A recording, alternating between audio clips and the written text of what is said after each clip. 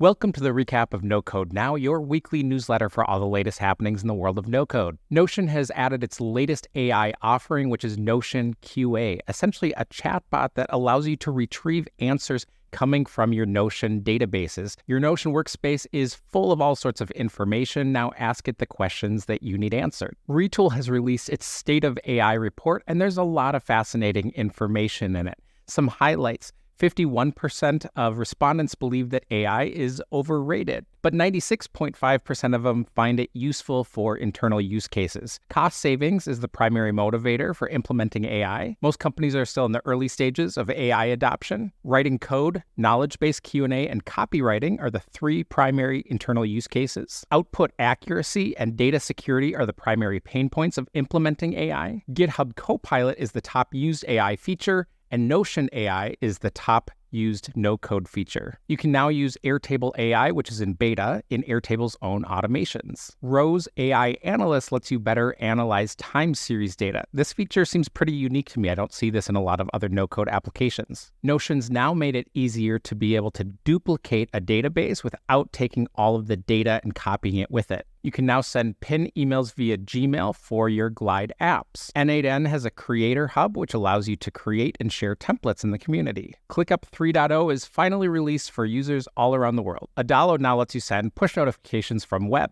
Webflow lets you build custom HTML elements. You can now hide certain sub-item columns in Monday. Appflowy is an AI-powered open-source alternative to Notion. Slater helps you with scripting inside of Webflow. Codesmash lets you build custom backends that you can deploy to your own AWS. Browser Hub is a no-code web scraper and data extraction software. Billy lets you simplify your invoicing through AI. And Hyper lets you chat and search across your integrations. That's it for this week. Subscribe to the newsletter for all the latest happenings in no code.